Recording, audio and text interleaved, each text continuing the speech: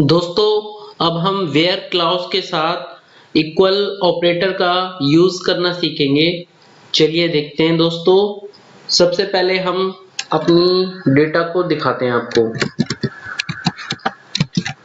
Select star. Star का मतलब होता है दोस्तों पूरा डेटा चाहिए। फ्रॉम कहां से? न्यू टेबल का।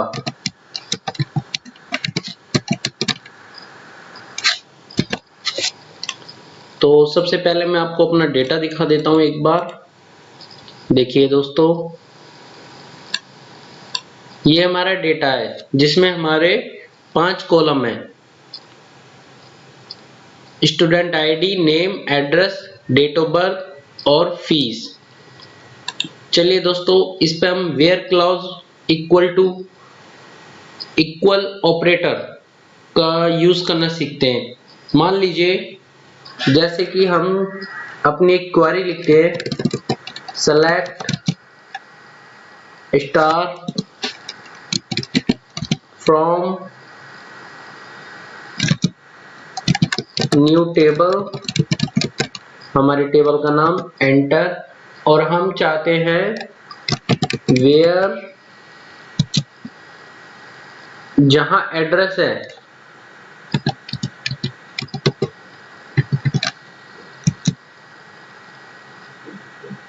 इज इक्वल टू GZB,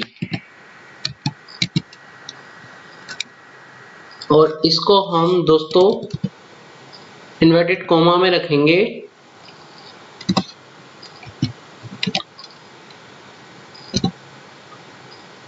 और इक्वल टू लगाएंगे और अब अपनी क्वेरी चलाएंगे।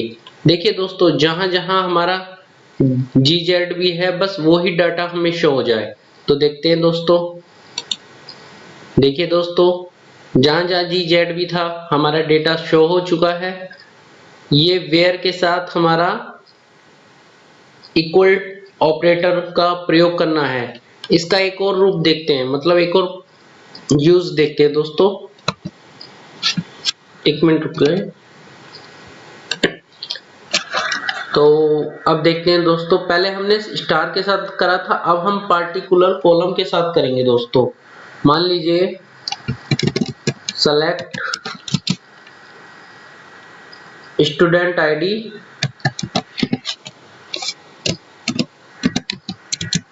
और नेम ले लेते हैं, नेम फ्रॉम न्यू टेबल, और एक एंटर मारेंगे। अब हम लिखेंगे वेयर, और हमें चाहिए दोस्तों, हमें क्या चाहिए? हमें चाहिए फीस ले लेते हैं दोस्तों। फीस इज इक्वल टू, और हमारा फीस रहेगी दोस्तों 10,000। ये नंबर है, इसको हम इसलिए इन्वर्टेड कॉमा में नहीं रख रहे हैं दोस्तों। अब चलिए, अब इसको सिलेक्ट करके चलाते हैं। तो देखिए, एक तो हमारा स्टूडेंट आईडी आ जाएगा और उसका नेम आ जाएगा और उसकी जो फीस है 10,000 वो हो जाएगी। चलिए देखते हैं। ओ देखिए दोस्तों, हमारे पास क्या हुआ? यहाँ पे नंबर तो आ गया है, लेकिन जहां फीस है 10,000 क्या वो ही शो हो रहे हैं? दोस्तों यहाँ पे हमसे एक मिस्टेक हो गई है, हमें कॉमा नहीं लगाया था ना। अब देखते हैं दोस्तों। अब देखिए दोस्तों, ओके, अब हमारी फीस तो आई नहीं है। चलो फीस के लिए भी हम एक लिख देते हैं।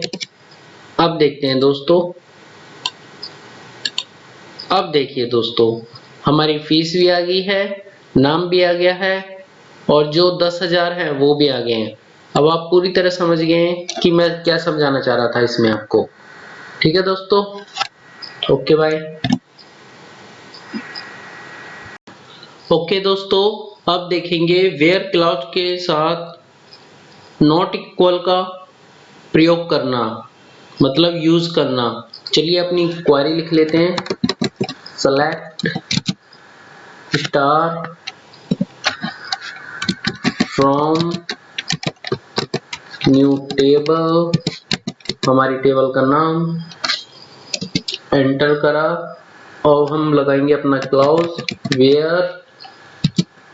वेयर मतलब क्या करना चाहते हैं इसमें हम चाहते हैं जहां पर दोस्तों यहाँ पर देखिए जहां पर गाजियाबाद है GZB, ठीक है, जहां पे GZB है और वहां पर हम चाहते हैं अपना नॉट इक्वल लगाना, नॉट इक्वल, एक मिनट रुकिए दोस्तों, यहाँ पे एड्रेस लिखेंगे क्योंकि वो एड्रेस में है ना, एड्रेस हमारा नॉट इक्वल GZB। अब ठीक है दोस्तों,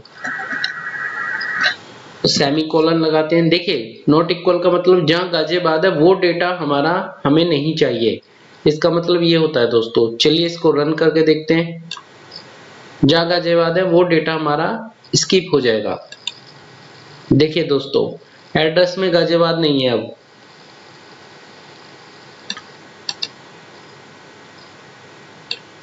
देखा दोस्तों, ये हमारा था not equal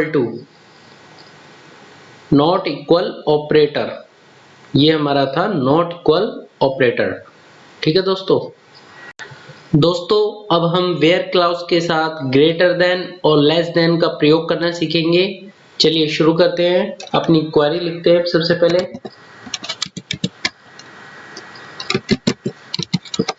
select star from table का नेम, एंटर, अपना वेयर क्लाउज लगाते हैं दोस्तों, और इस बार हम लेते हैं स्टूडेंट आईडी, जहां स्टूडेंट आईडी है। अब हमें देखना ग्रेटर देन का साइन लगाते हैं दोस्तों। पहले ग्रेटर देन देख लेते हैं, ग्रेटर देन 3 और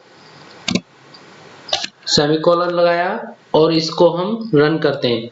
तो मतलब जहां ग्रेटर देन 3 यानी कि 3 से बड़े रिकॉर्ड आ जाएंगे हमारे पास। चलिए देखते हैं दोस्तों, देख लीजिए हमारी जो टेबल है उसमें से जिनकी आईडी 4, 5, 6, 7 है वो आ चुका है डाटा हमारे पास, यानी कि 3 से बड़ा डाटा हमारे पास आ चुका है दोस्तों। और इसी तरह लेस देन भी हम लगा के देख सकते हैं। बस इसको कॉपी पेस्ट करते हैं दोस्तों, कॉपी पेस्ट किया, इधर लेस देन लगाया और 3 से छोटे। तो देखिए दोस्तों क्या आता है हमारे पास, हमने क्वेरी रन करी तो हमारे पास 3 से छोटे कौन कौन है, 1 और 2, यानी कि राम और सीता, जो कि हमारी रोल नंबर 1 और 2 पे है। तो इस तरह दोस्तों हमने अपनी ग्रेटर देन और लेस देन भी देख लिया। ओके दोस्तों अब हम वेयर क्लाउज के साथ greater than with is equal to और less than with is equal to का प्रयोग करना, यूज करना सीखते हैं। चलिए शुरू करते हैं। सबसे पहले हम अपनी क्वेरी लिख लेते हैं, select star from new table. अब हम वेयर क्लाउज लगाते हैं दोस्तों, वेयर, यहाँ पे भी दोस्तों हम स्टूडेंट आईडी लेंगे, STUID।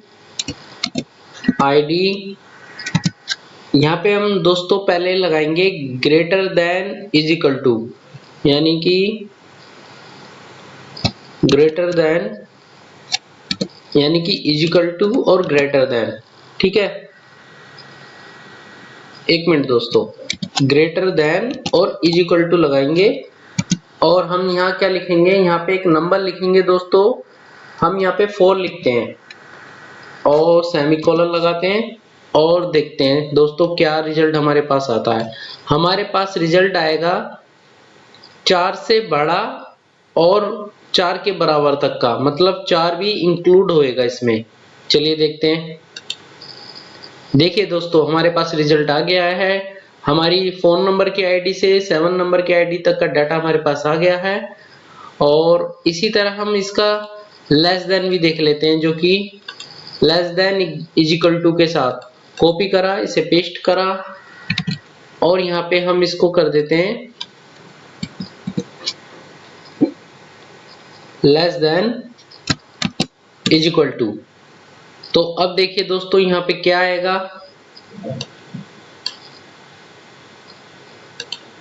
1 से 4 तक का हमारा डाटा आ जाएगा। देखिए दोस्तों आ गया हमारा डाटा, क्योंकि हमने जो लगाया है लेस देन के साइन के साथ इज इक्वल टू लगाया है।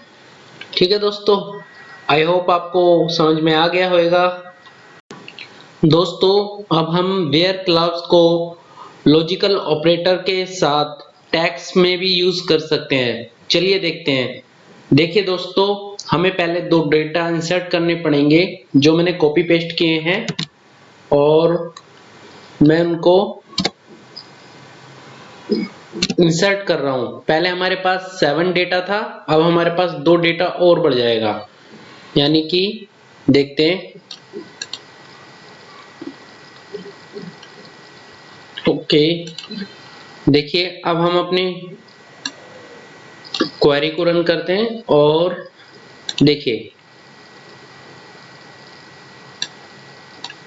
देखिए हमारा डेटा 2 रो और बढ़ गए, जिसमें अमित और विनीत आ गया है। ठीक है दोस्तों, चलिए अब हम यहीं से अपना